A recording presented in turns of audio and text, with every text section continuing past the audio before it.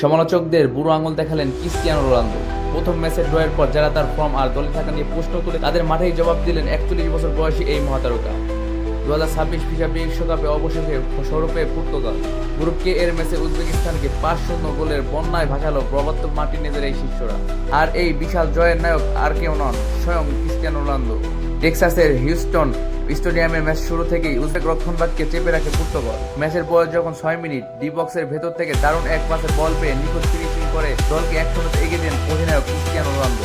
এই গোলে রেশ কাটতে না কাটতেই 17তম মিনিটে ফ্রি কিক থেকে চোখ ধাঁধানো এক গোল করেন নুনো মেন্ডি। ম্যাচের 39 মিনিটে আবারও জ্বলে উঠেন CR7। প্রথমার্ধ শেষ হওয়ার আগেই নিজের দ্বিতীয় এবং দলের তৃতীয় গোল করে সম্পূর্ণ ম্যাচ নিয়ন্ত্রণ নিজেদের দখলে করেন 41 বছর বয়সী এই মহাতারকা। প্রথমার্ধেই পর্তুগাল এগিয়ে যায় 3-0 ব্যবধানে। বিরতির পর উজবেকিস্তান ম্যাচে ফেরার কিছুটা চেষ্টা করলে পর্তুগালের ডিফেন্স ভাঙা সম্ভব হয়নি। উল্টো 7 মিনিটে দুর্ভাগ্যের শিকার হয় তারা। পর্তুগিজ আক্রমণ রুখতে গিয়ে নিজেদের জালে নিজেরাই বল জড়িয়ে দেন উজবেক ডিফেন্ডার আব্দু কোদ্রি।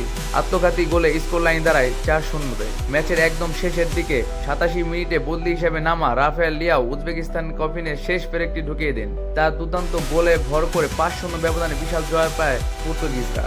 এই রাজকীয় জয়ের পর 4 পয়েন্ট নিয়ে গ্রুপ কে এর সুবিধাজনক অবস্থানে চলে গেল পর্তুগাল।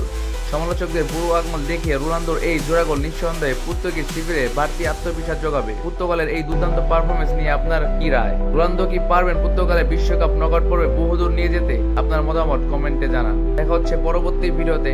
ধন্যবাদ।